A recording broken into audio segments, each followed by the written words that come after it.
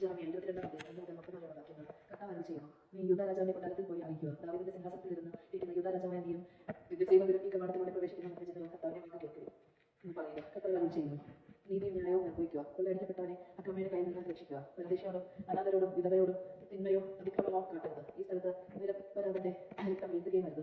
ഈ വാക്ക് അന്യോന്യം അനുസരിച്ചാൽ ദാവീദിന്റെ സിംഹാസനത്തിൽ ഇരിക്കുന്ന രാജാക്കന്മാരും അവരുടെ സേവകരും ജനവും ഈ കൊട്ടാരത്തിന്റെ കവാടങ്ങളിലൂടെ രഥങ്ങളും കുതിരപ്പുറത്ത് സവാരി ചെയ്ത് പ്രവേശിച്ചു കൊണ്ടിരിക്കും. എന്റെ ഈ വാക്ക് അനുസരിച്ചില്ലെങ്കിൽ ഞാനാണ് ഈ കൊട്ടാരം നാശകൂപകരമായി തീരും. കർത്താവാണ് ഇത് അറിവ് ചെയ്യുന്നത്. യുദ്ധരാജാവിന്റെ കൊട്ടാരത്തെ കുറിച്ച് കർത്താവ് അറിവ് ചെയ്യുന്നു. നീ എനിക്ക് ഗിലെയാദ് പോലെയും ലബനോൻ കൊടുമുടി പോലെയുമാണ്. എങ്കിലും ഞാൻ നിന്നെ മരുഭൂമിയാക്കും. ഒരു വിജന നഗരത്തിനെതിരെ ഞാൻ ആയുധധാരികളായ സംഘക്കാരെ ഒരുക്കിയിരിക്കുന്നു. നിന്റെ അതിവിശിഷ്ട ദേവദാരുകൾ അവർ വെട്ടിവീഴ്ത്തി തീയിലെറിയും. ഈ നഗരത്തിനടുത്തുകൂടി അനേക ജനതകൾ കടന്നുപോകും. ഓരോരുത്തരും ആൾക്കാരോട് ചോദിക്കും, ഈ മഹാനഗരത്തോട് കർത്താവ് എന്തുകൊണ്ടാണ് ഇപ്രകാരം പ്രവർത്തിച്ചത്? അവർ തങ്ങളുടെ ദൈവമായ കർത്താവിന്റെ ഉടമ്പടി അവഗണിച്ച് അന്യദേവനെ ആരാധിക്കുകയും സേവിക്കുകയും ചെയ്തുകൊണ്ട് തന്നെ എന്നവർ ഉത്തരം പറയും. മരിച്ചവനെ ഓർത്ത് വിലപിക്കേണ്ട, എന്നാൽ നാടോട്ട് പോകുന്നവനെ ഓർത്ത് ഉള്ളൊരുക്കി കരയുന്നു. ജന്മദേശം കാണാൻ അവർ തിരിച്ചു വരികയില്ല. ജോസിയുടെ മകൻ യൂദാ രാജാവുമായ ഷെല്ലം തന്റെ പിതാവായ ജോസിക്ക് പകരം നാട് വാണം ഈ സ്ഥലത്ത് നിന്ന് പോവുകയും ചെയ്യും. അവനെ കുറിച്ച് കർത്താവ് അരുളി ചെയ്യുന്നു. അവൻ ഇനി ഒരിക്കലും മടങ്ങി വരികയില്ല. അവർ അവനെ കൊണ്ടുപോയി തടവിലിരുന്ന് സ്ഥലത്ത് വെച്ച് അവൻ മരിക്കും. ഈ ദേശം ഒരിക്കലും അവൻ കാണുകയില്ല.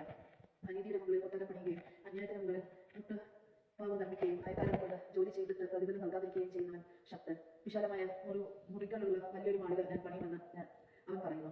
അവരതിന് ജാലകങ്ങൾ പിടിപ്പിക്കുകയും ദേവദാരു കൊണ്ട് തട്ടിടുകയും ചാലിന്യം കൊണ്ട് ചായം പൂശുകയും ചെയ്യുന്നു. ധാരാളം ദേവദാരുകൾ ഉള്ളതിനാൽ രാജാവാണെന്ന് നീ കരുതുന്നുവോ? നിന്റെ പിതാവ് ജീവിതം ആസ്വദിച്ചില്ലേ? അവൻ നീതി ന്യായം നടത്തുകയും ചെയ്തു. അതുകൊണ്ട് അവനെല്ലാം ശുഭമായിരുന്നു. അവൻ ദരിദ്രർക്കും അഗതികൾക്കും ന്യായം നടത്തിക്കൊടുത്തു. അന്ന് എല്ലാം നന്നായിരിക്കുന്നു എന്ന് എന്നെ അറിയുകയെന്നാൽ ഇത് തന്നെയല്ലേ എന്ന് കർത്താവ് അരുളി ചെയ്യുന്നു. എന്നാൽ നിന്റെ കണ്ണും കരളും മഞ്ചേരിയിലൂടെ ലാഭം ഉണ്ടാക്കുന്നതിലും നിഷ്കളങ്ക രക്തം ചിന്തുന്നതിലും മർദ്ദനവും അക്രമവും അഴിച്ചു വിടുന്നതിലും മാത്രം വ്യാപൃതമായിരിക്കുന്നു. അതുകൊണ്ട് ജോസിയുടെ മകനും യൂദാ രാജാവുമായ യഹോയാക്കീമിനെ കുറിച്ചും കർത്താവ് അരുളി ചെയ്യുന്നു. ഹാ എന്റെ സഹോദരൻ, ഹാ എന്റെ സഹോദരൻ എന്ന് പറഞ്ഞ ആരും അവനെ ചൊല്ലി കരയുകയില്ല. ഹാ എന്റെ യജമാനനെ, ഹാ എന്റെ പ്രഭു എന്ന് പറഞ്ഞവനെ അവർക്ക് വിലപിക്കുകയില്ല. കഴുത എന്ന പോലെ ആയിരിക്കും അവനെ സംസ്കരിക്കുക. അവൻ ജെറുസലേം കവാടത്തിന് പുറത്തേക്ക് വലിച്ചെറിയപ്പെടും. ലബനോനിൽ ചെന്ന് നീ നിലവിളിക്കുക, ബാശാനിൽ നിന്റെ ശബ്ദം മുഴങ്ങട്ടെ. അബാറിമിൽ നിന്ന് ഉച്ചത്തിൽ കരയുക. നിന്റെ കൂട്ടുകാർ നാശം നടന്നിരിക്കുന്നു. നിന്റെ ഐശ്വര്യകാലത്ത് ഞാൻ നിന്നോട് സംസാരിച്ചു, ഞാൻ അനുസരിക്കുകയില്ല എന്ന് നീ പറഞ്ഞു. ചെറുപ്പം മുതലേ നീ എന്റെ വാക്ക് കേട്ടില്ല. നിന്റെ ഇടയന്മാരെ കാറ്റ് പറപ്പിക്കും, നിന്റെ ഒറ്റവരെ അടിമകളാക്കി കൊണ്ടുപോകും. അപ്പോൾ നിന്റെ ദുഷ്ടതയെക്കുറിച്ച് നീ ലജ്ജിക്കുകയും അമ്പരക്കുകയും ചെയ്യും. ദേവദാരുക്കളുടെ ഇടയിൽ കൂടുകെട്ടി ലബനോനിൽ വസിക്കുന്നവളെ ഊറ്റുമാവ് കൊണ്ടെന്ന പോലെ ഉളയുമ്പോൾ എപ്രകാരമായിരിക്കും നീ നേരിടുക? കർത്താവ് ചെയ്യുന്നു. യാക്കോബിന്റെ മകനും യൂദാ രാജാവുമായ ഖുണിയ എന്റെ വലതുകൈയിലെ മുദ്രമാണെങ്കിൽ പോലും അവനെ ദൂരെ എറിയുമെന്ന് കർത്താവായ ഞാൻ ശപഥം ചെയ്യുന്നു. നിന്റെ ജീവനെ തേടുന്നവരുടെ കയ്യിൽ നീ ഭയപ്പെടുന്ന ബാബിലോൺ രാജാവായ നബൂക്കദ്നേസറിന്റെ കൽദായരുടെ കയ്യിൽ നിന്നെ ഞാൻ ഏൽപ്പിച്ചു കൊടുക്കും. നിനക്ക് ജന്മമേകിയ അമ്മയെയും മറ്റൊരു നാട്ടിലേക്ക് ഞാൻ നാട്ടിപ്പായിക്കും. നിന്റെ ജന്മദേശമില്ലാത്ത നാട്ടിൽ വെച്ച് നീ മരിക്കും. മടങ്ങി വരാൻ ആഗ്രഹിക്കുന്ന നാട്ടിലേക്ക് അവർ വരികയില്ല. ഈ കോണിയോ ആർക്കും വേണ്ടാത്ത പുറംതള്ളപ്പെട്ട പൊട്ടക്കലമാണോ? അവർക്ക് അജ്ഞാതമായ നാട്ടിലേക്ക് അവനും മക്കളും എന്തിന് ചുഴറ്റി അറിയപ്പെടുന്നു?